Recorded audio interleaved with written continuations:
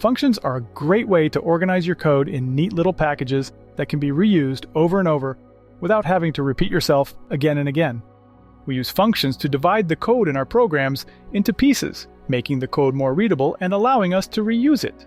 In fact, you've already used a few functions like print, stir, len, and range. Let's look at how they work more closely. We call a function by its name, followed by parentheses and 0 or more arguments that are passed to the function. Functions can also return something back to us, like the stir function, which returns a string. Here's how we can create our own functions. We start with the keyword def, followed by a name for the function, followed by parentheses. Our function can have 0 or more parameters. The empty parentheses just mean we are not going to take any inputs to this function, for now. And then we have a colon, which starts a block of code, called the body of this function. This simply defines a function and saves the code for later, and it does not execute the block in the function. This is only executed when the function is called. Congratulations, you just invented your own function, hello. But a more useful function would be one that takes arguments and prints a custom message each time. So let's add a parameter inside the parenthesis called name, and this time we'll print hello followed by the name. Function parameters are like local variables that hold the values that we pass to the function when we call it from somewhere else. Now we can call our function with an argument to provide a name. So we just call it and pass it a value which will be assigned to the name.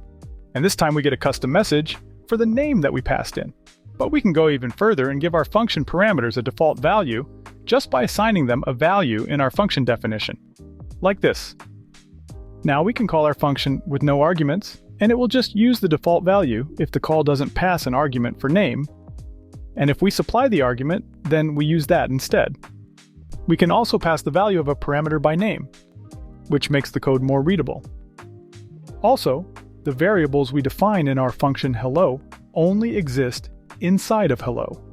And if you try to access it outside of the function, you would get an error, as function parameters and variables only exist in the context where they are defined.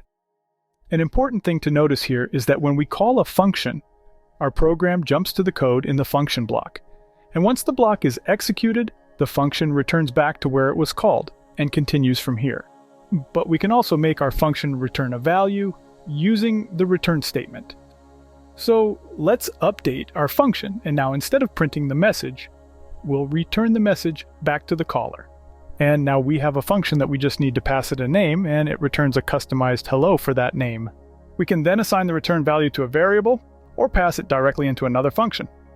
Okay, so now it's time for you to put it together and start creating your own functions. So check out the interactive playground link in the description, and leave any questions you have in the comments below.